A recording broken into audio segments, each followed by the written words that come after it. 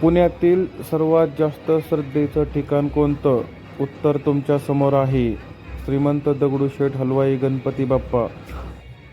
पुण्यातील हे मंदिर फक्त दर्शनासाठी नाही, तर इथे येणारा प्रत्येक भक्त काहीतरी वेगळं घेऊन जातो. हे आहे श्रीमंत दगडूशेठ हलवाई गणपती बाप्पा मंदिर. नमस्कार मित्रांनो, स्वागत आहे तुमचं आपल्या माय मराठी फॅमिलीमध्ये. आजचा प्रवास हा फक्त प्रवास नाही, तर भक्ती, श्रद्धा आणि समाधानाचा प्रवास आहे. तर मित्रांनो, मी दौंडपर्यंतचा प्रवास हा बाईकने केलेला आहे आणि दौंड ते पुणे हा प्रवास मी आता रेल्वेने करणार आहे. तर हे आहे दौंड जंक्शन. रेल्वेने केलेला प्रवास आणि शेवटी पुण्याचं श्रद्धास्थान श्रीमंत दगडूशेठ हलवाई गणपती बाप्पाचं दर्शन. तर मित्रांनो, तुम्ही व्हिडिओ शेवटपर्यंत नक्की पहा. दौंड रेल्वे जंक्शन हे पुणे विभागातील महत्त्वाचं जंक्शन आहे.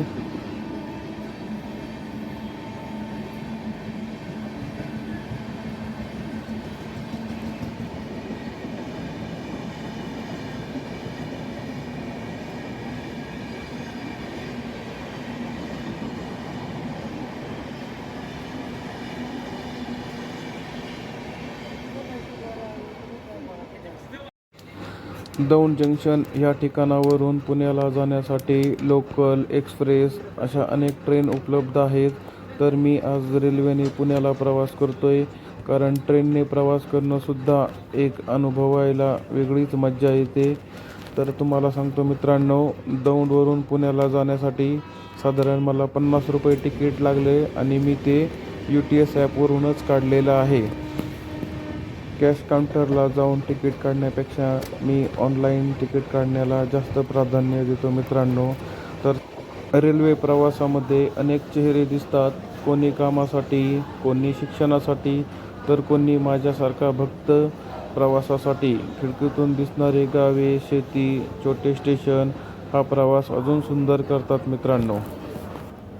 तर मित्रांनो, आपण आत्ता सध्या पोचलेलो आहे पुणे जंक्शनला आणि इथून आपण श्रीमंत दगडूशेठ हलवाई गणपती मंदिर या ठिकाणी जाणार आहोत. तर तुम्हाला सांगतो मित्रांनो, ह्या स्टेशनवरून, रेल्वे स्टेशनवरून श्रीमंत दगडूशेठ हलवाई गणपती मंदिर हे साधारण 2 ते 2.5 किलोमीटर अंतरावरती आहे. तर बाकीचा मी व्हिडिओ तुम्हाला त्या ठिकाणी गेल्यावर दाखवतो मित्रांनो.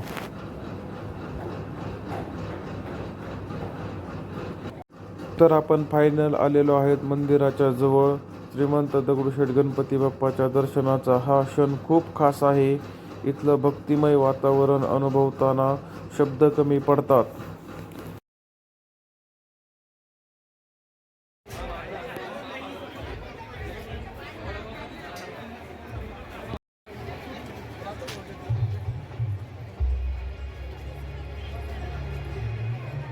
पुणे शिक्षणाचं शहर, संस्कृतीचं शहर आणि भक्तीचं सुद्धा मोठं केंद्र आहे.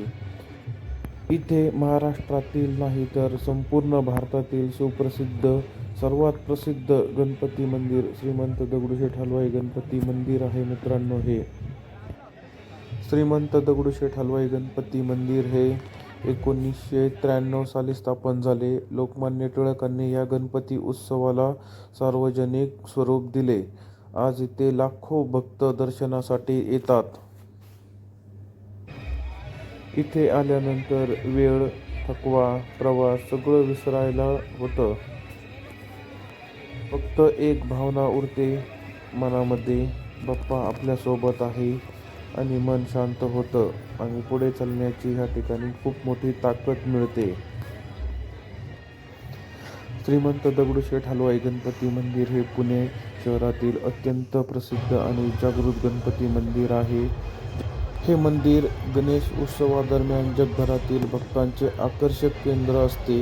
पुण्याच्या गणेश विसर्जन मिरवणुकीत या मंडळाचे मानाचे स्थान असून बाप्पाच्या मूर्तीला सोन्या चांदीचे दागिने व भव्य सजावटसाठी ओळखले जाते. तर मित्रांनो, ह्या मंदिराची स्थापना कशी झाली हे मी तुम्हाला सांगतो. कर्नाटकचे मिठाई व्यापारी दगडूशेठ हलवाई, मूळ नाव दगडूशेठ गाडवे, यांनी प्लेगच्या साथीचा आपला मुलगा गमावल्यानंतर त्यांचे गुरु माधवनाथ महाराज यांच्या सल्ल्यावरून ही गणपतीची मूर्ती बसवली. तर ह्या मूर्तीला प्रसिद्धी कशी मिळाली? लोकमान्य टिळकांनी सार्वजनिक गणेशोत्सव सुरू केल्यानंतर दगडूशेठ हलवाई गणपती हे पुण्यातील प्रमुख आकर्षक बनले होते. सुवर्णयुग तरुण मंडळ ह्या उत्सवाचे व्यवस्थापन पाहते, जे नंतर श्रीमंत दगडूशेठ हलवाई सार्वजनिक गणेशोत्सव मंडळ म्हणून ओळखले जाऊ लागले.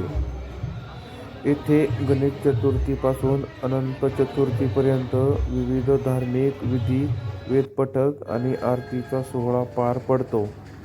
आज श्रीमंत दगडूशेठ हलवाई गणपती बाप्पाचं दर्शन घेण्याचा योग आला होता. खूप दिवसापासून मनात एक इच्छा होती आणि आज बाप्पाने ती स्वतः बोलवल्यासारखं वाटतंय. आजूबाजूला गर्दी असली तरी मन खूप शांत होतं.